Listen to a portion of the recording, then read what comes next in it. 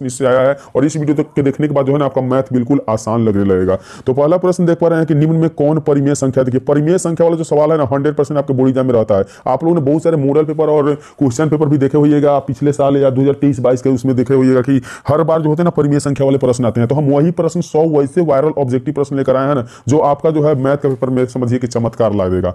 तो यहाँ कौन परिमेय संख्या पूछा जा रहा है, देखिए रूट के अंदर जो रहता है ना हमेशा अपरिमेय होता है, यानी ये नहीं होगा। यहाँ देखिए रूट 2 से रूट 2 कटने के बाद जो है ना आपका 2 बच जाएगा और यही 2 आपका परिमेय संख्या हो जाएगा, बाकी सभी ऑप्शन गलत है। यानी 1 नंबर प्रश्न का सही जो उत्तर हो जाएगा ऑप्शन बी, अर्थात 2√2/2 बिल्कुल सही उत्तर हो जाएगा। 2 नंबर प्रश्न देखिए दिया हुआ है कि द्विघात बहुपद के शून्यक होते हैं। देखिए द्विघात बहुपद के शून्यक है। अब द्विघात बहुपद के शून्यक कितने होते हैं, तो देखिए द्विघात बहुपद के शून्यक तो 2 होते हैं। यानी अगर हम देखें ना तो द्विघात बहुपद के शून्य के लिए हम यहाँ 0, -2 समीकरण को हम ले सकते हैं, ठीक है ना। और वैसे भी आप लोग जानते हैं पहले से कि द्विघात बहुपद के शून्य कितने होते हैं, 2 होते हैं। लेकिन यहाँ जो है ना अगर हम 2 होते हैं तो जैसे कि एक के लिए हम 0, दूसरे के लिए 2 रख सकते हैं, तो इसलिए हमारा दाहिने में करके -2 हो जाएगा। तो यहाँ जो प्रश्न पूछा गया ना द्विघात बहुपद के शून्यक सिर्फ पूछा गया है, तो 0, 2 होगा। ये तो देखिए नए प्रश्न सेट किया गया है, शायद आ जाए आपके बोर्ड एग्जाम में। तो जितने भी प्रश्न आप देखिएगा ना बिल्कुल नए और पुराने सभी प्रश्न को मिलाकर बनाया गया है वीडियो। तो 3 नंबर प्रश्न है कि यदि समीकरण 2x + 3y = 13 में x का मान अगर 2 हो जाए तो y का मान क्या हो जाएगा। तो देखिए y का मान निकालने के लिए कोई ऐसा दिक्कत वाली बात नहीं है, सीधे x की जगह पे आप 2 रख लीजिए। तो यहाँ 2x है ना, तो 2 में x से गुना करेंगे तो 2 दूनी 4 हो जाएगा, और प्लस यहाँ देख रहे हैं कि 3y बराबर में 13 हो जाएगा। अब जैसे हम y को फ्री करते हैं ना तो ये 13 में से जो है ना 4 हमारा जाके घट जाएगा। अब देख लीजिए कि 3y था, y हमें y का मान चाहिए, तो 13 में से 4 घटाने के बाद 9 होगा, और 3 को बॉटम ले आ देंगे, 3 तिहाई 9, यानी 3 y के मान जो होगा ना वो आपका 3 हो जाएगा।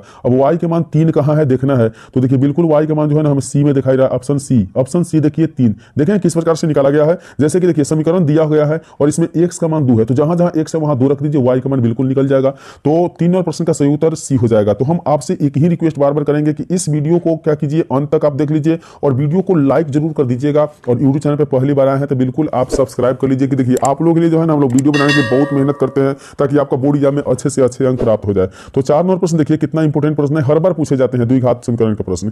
3x² - 48 का मान 0 होगा तो मूल क्या हो जाएगा। अब देखिए जैसे 3x² हमारे पास है, अब हम क्या करेंगे कि 48 को दाहिने में भेज देंगे, प्लस हो जाएगा, और 3 से देखिए हम कटाएंगे ना तो ये 16 बार में कट जाएगा। अब x² के मान जो होगा ना वो 16 हो जाएगा। अब 16 है तो स्क्वायर को हम हटाएंगे तो x बराबर रूट के अंदर हो जाएगा 16। अब जैसे रूट के अंदर 16 है ना तो समझ लीजिए कि यहाँ 2 मान निकलता है रूट से। 16 के वर्गमूल 4 होता है, तो एक बार प्लस निकलता है, एक बार माइनस निकलता है। तो इस प्रकार से हमारा 4 - 4 जो है ना यह आपका बहुपद यानी द्विघात समीकरण का शून्यक हो जाएगा, मूल हो जाएगा। तो 4, -4 आपको कहां दिखाई दे रहा है, तो ऑप्शन सी में 4, -4 दिखाई दे रहा है। तो बिल्कुल 4 नंबर प्रश्न का सही उत्तर सी हो जाएगा। तो कंप्लीट इस वीडियो में हम आप लोग जो है ना कोशिश करेंगे कि 100 ऑब्जेक्टिव प्रश्न जो है बिल्कुल 100 में 100 बता दें, ताकि आप अगर 50 प्रश्न का भी उत्तर सही दे देते हैं ना तो बिल्कुल आपका 50 नंबर मिल जाएगा। क्योंकि आपको भी पता है कि 50 से प्रश्न का उत्तर दिया जाता है, तो बिल्कुल आप लोग ऐसा ना सोचे कि 100 प्रश्न का उत्तर देकर आना है। तो 5 नंबर प्रश्न की सरल रेखा x का मान -2 हो और y का मान 3 हो तो इसका कटान बिंदु क्या होगा।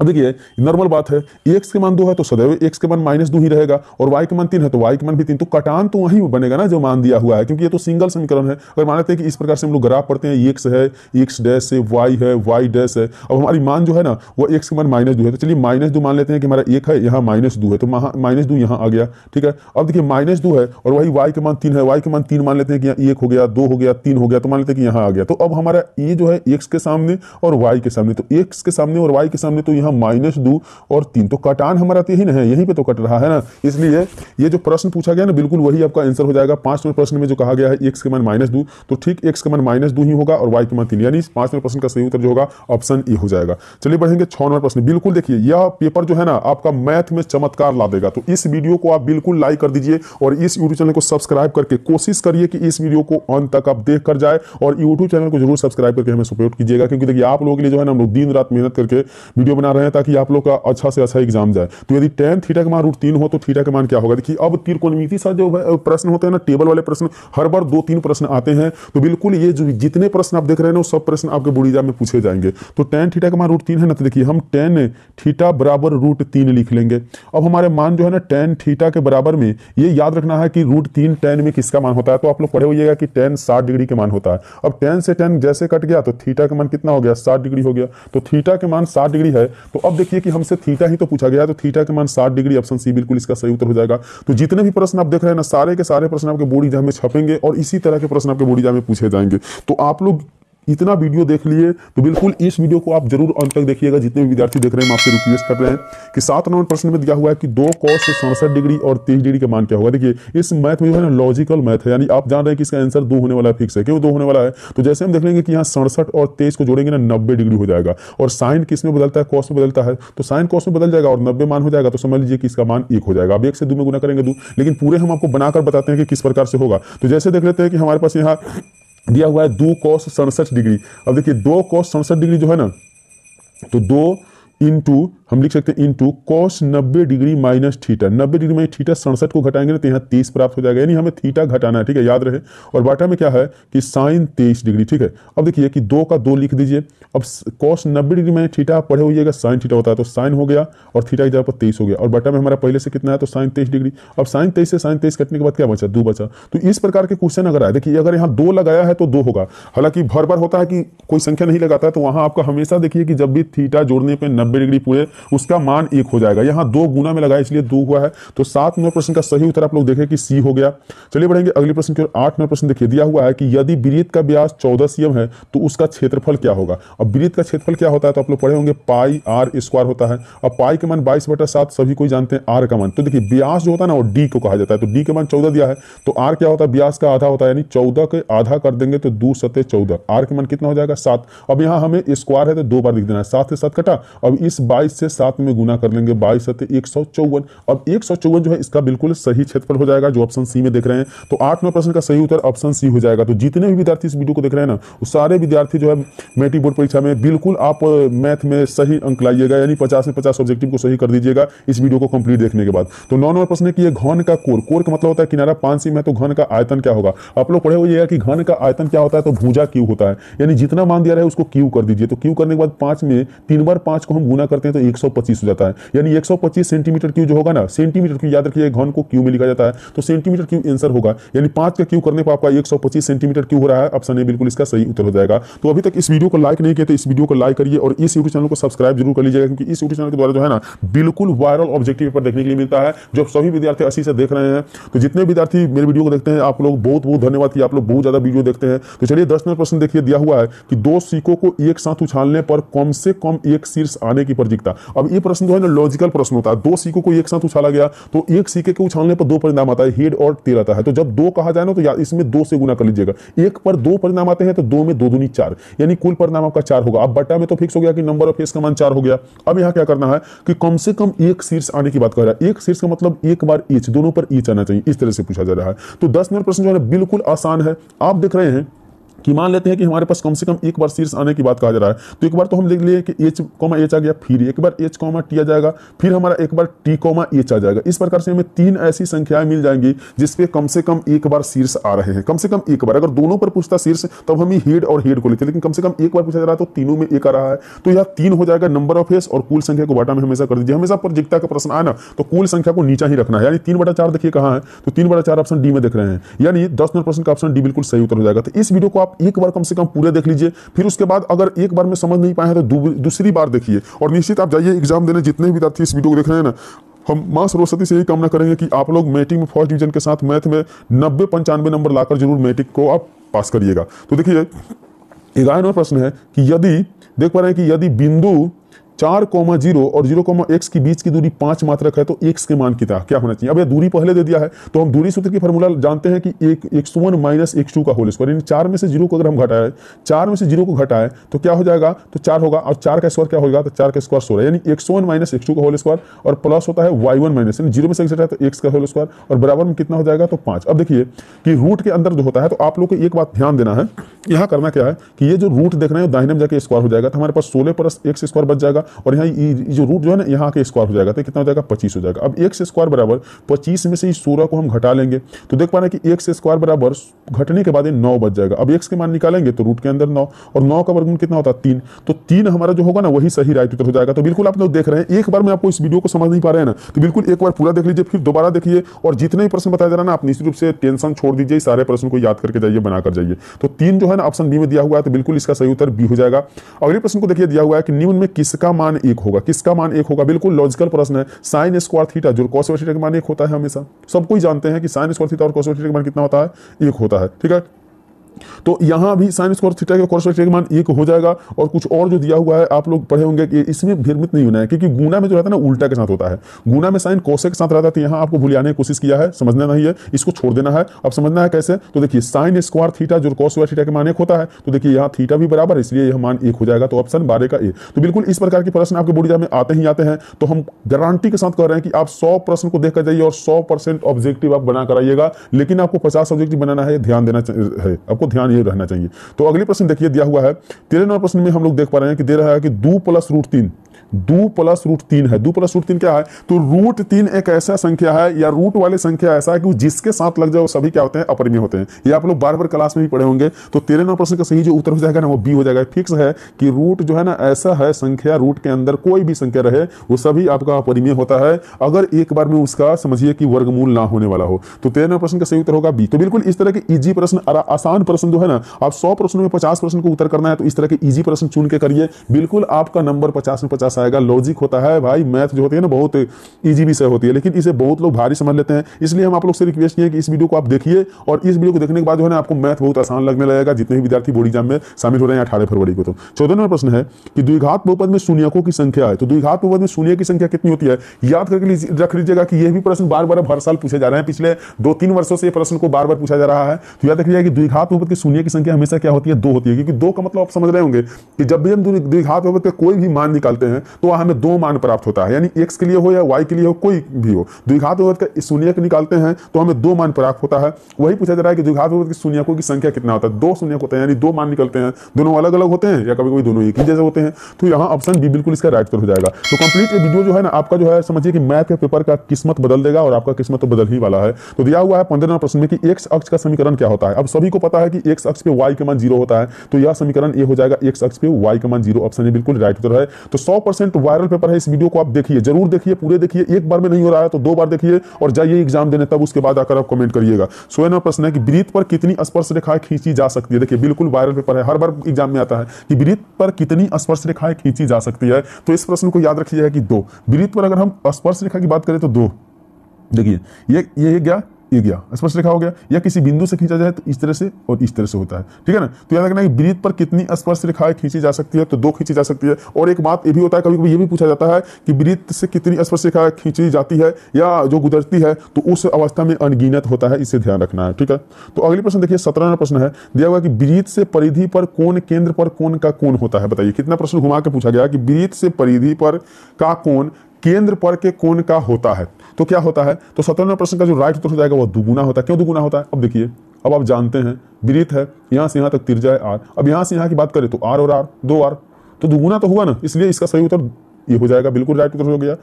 अगले प्रश्न देखिए 18 प्रश्न पूछा गया, बिल्कुल जो है ना इस वीडियो को आप अंत तक देखिए, ये जो है ना वायरल पेपर है, वायरल पेपर, और इसमें से जो है ना 100% आपके बोर्ड एग्जाम में प्रश्न रहने वाले हैं, और इस वीडियो को देखने के बाद जो है ना आपको मैथ कभी भारी नहीं लगेगा। 18वां प्रश्न है कि यदि गोले की त्रिज्या आधी कर दी जाए तो मूल गोले और नए गोले के आयतन का अनुपात निकालना है। अब देखिए बिल्कुल लॉजिकल सवाल है, गोले का आयतन क्या होता है, तो गोले का आयतन 4/3 पाई r क्यूब। तो नए और पुराने की बात किया तो फिर 4/3 पाई r1 क्यूब। अब ये तो पूरा गया। अब देखिए, अब हम कह रहे हैं कि यदि गोले की त्रिज्या को आधी कर दी जाए तो नए और पुराने, तो पहले गोले की त्रिज्या r था, इसको r क्यूब रख लेते हैं। अब उसको क्या कर दिया गया, आधी कर दिया गया, यानी 1/2 हो गया, 1/2।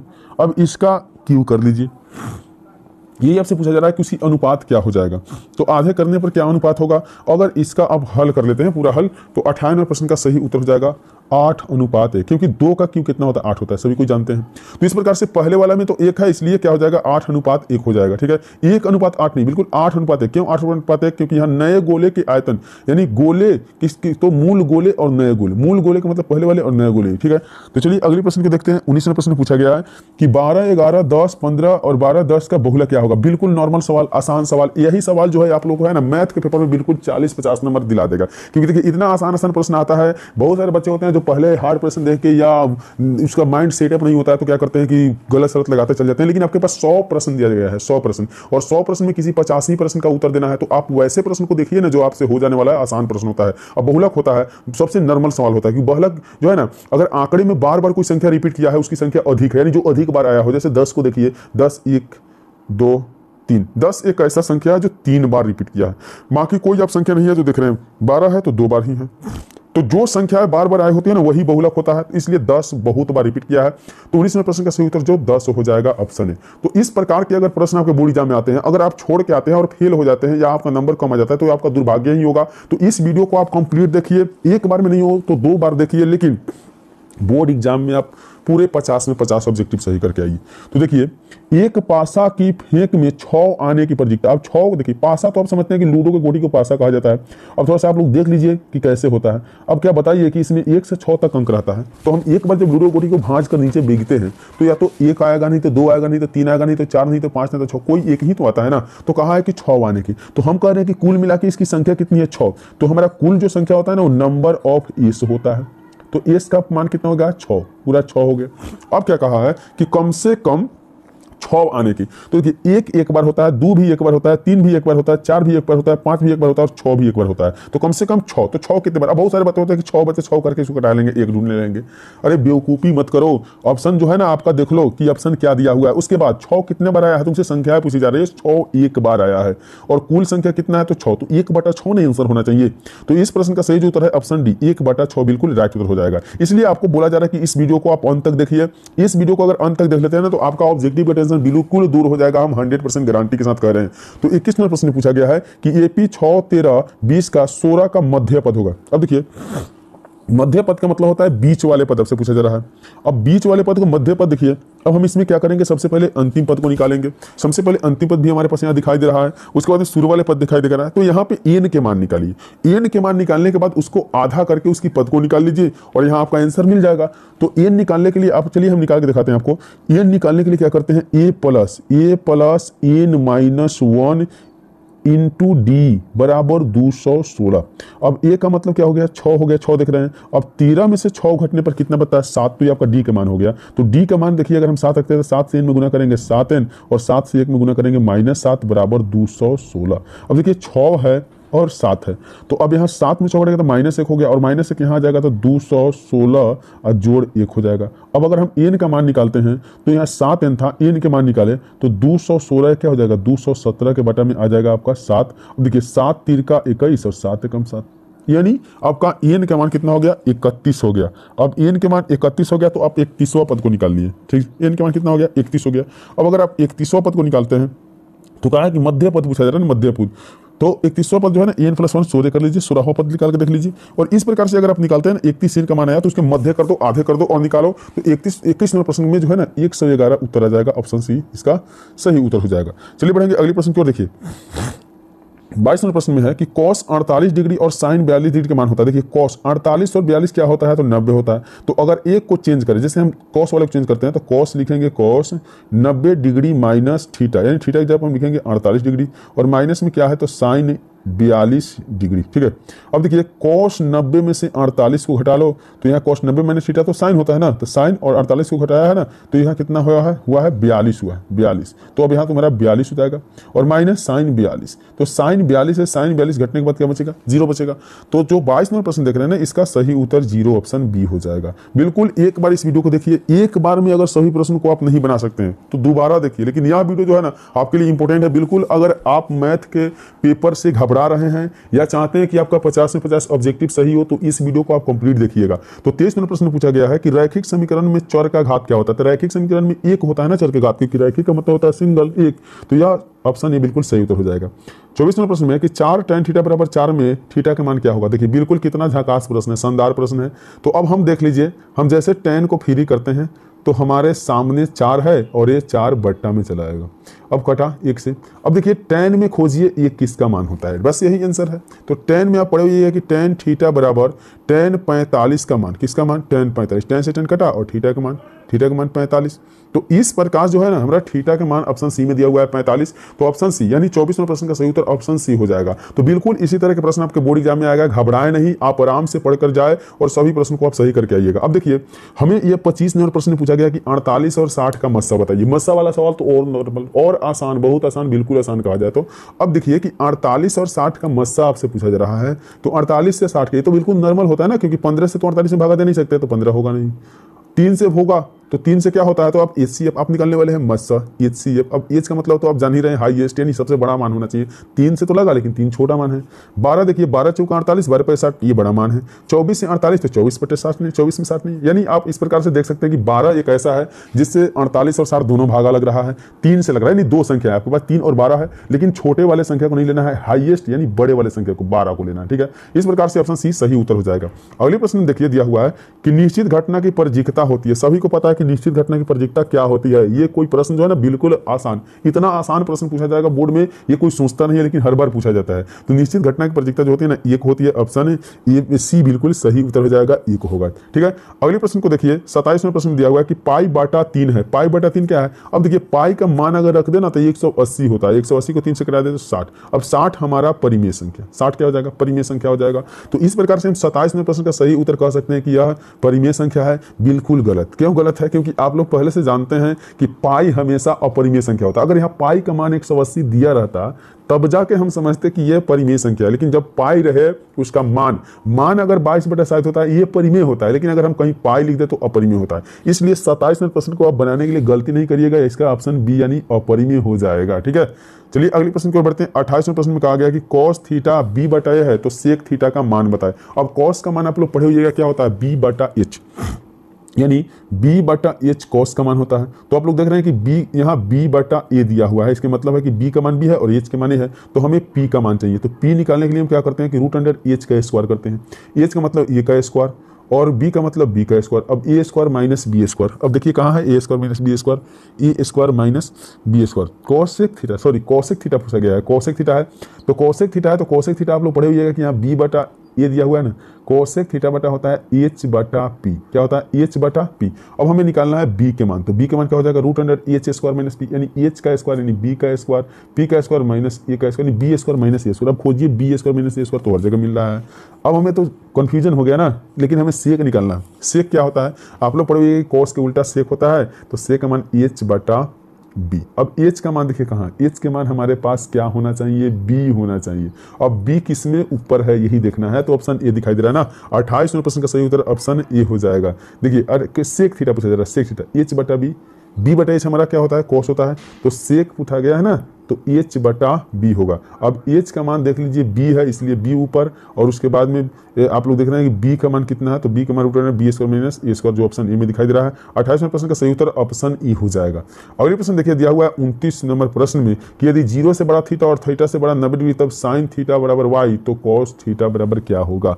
cos थीटा बराबर क्या होगा? बिल्कुल आसान प्रश्न पूछ दिया है 29 नंबर में। देखिए यहाँ जो है ना थीटा में आप साइन थीटा और cos थीटा के फॉर्मूला में आप पढ़े होइएगा, तो इस प्रकार से अगर हम यहाँ बदल कर देखें ना, चेंज करके देखें, तो हमारे पास y के साइन थीटा में देखिए साइन थीटा का मान क्या होता है? p बटा h होता है।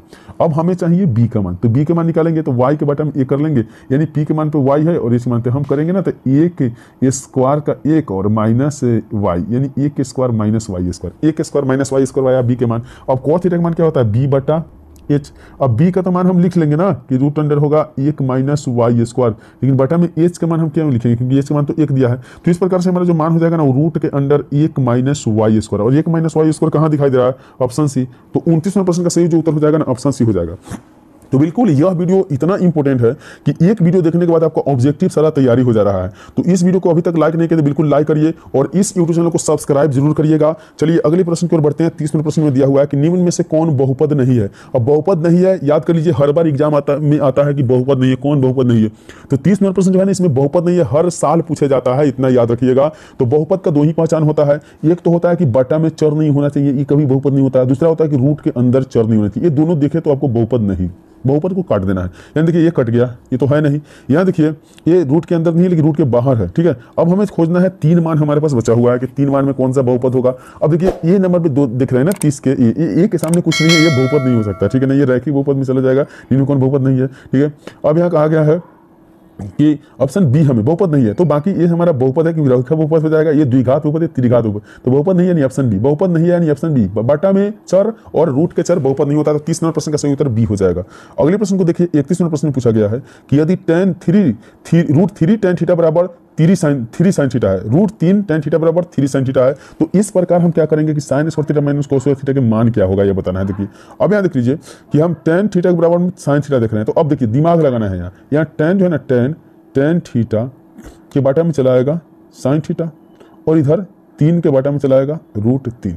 ठीक है, अब हमें निकालना है कि sine square theta minus cos square theta का मान क्या होता है। अब देखिए कि tan थीटा कौन चीज़ बदलता है, tan थीटा बदलता है साइन थीटा बटा कोस थीटा में। अब यहाँ हमारे पास क्या है साइन थीटा। अब देखिए कि जैसे हम साइन से साइन को कराएंगे ना, तो कोस का मान जो हो जाएगा हमारा, ये हरों का परिमीकरण रूट 3 ऊपर गया, रूट 3 नीचे आया। इस प्रकार से ऊपर 3 से 3 कटा, रूट 3, फिर मान में कोई बदलाव होने वाला नहीं। तो अगर इस प्रश्न को हम आगे तक हल करें तो बिल्कुल इसका सही उत्तर जो आ जाएगा ना, वही 1/3 आ जाएगा। 1/3 बिल्कुल कंफर्म है, 1/3 ही आएगा। तो इस प्रश्न का सही जो उत्तर हो जाएगा ना 1/3 हो जाएगा। तो चलिए इस वीडियो में हम कुल मिला के आपको 1 से 31 प्रश्न बताए हैं। वीडियो कैसा लगा कमेंट करके जरूर बताइएगा, और इस प्रकार के लगातार वीडियो देखने के लिए आप इस यूट्यूब चैनल को सब्सक्राइब करिए, इस वीडियो को लाइक करिए और प्यारे दोस्तों के साथ शेयर जरूर करिएगा। अगर आपको इसके आगे का यानी 32 से आगे वाले प्रश्न चाहिए, देखिए बिल्कुल आपको बता रहे हैं वायरल प्रश्न, अभी आप देख रहे हैं कितने अच्छे से प्रश्न दिखाई दे रहा है। तो अगर ये वीडियो फिर से चाहिए तो आप एक प्यारा सा कमेंट करिए और उस कमेंट में लिखिए कि जी सर हमें इसके आगे वीडियो चाहिए, बिल्कुल हम इसे आगे वाले पार्ट में बनाकर लाएंगे। तो वीडियो को अभी तक देखें इसके लिए बहुत बहुत धन्यवाद। चलिए मिलेंगे अगली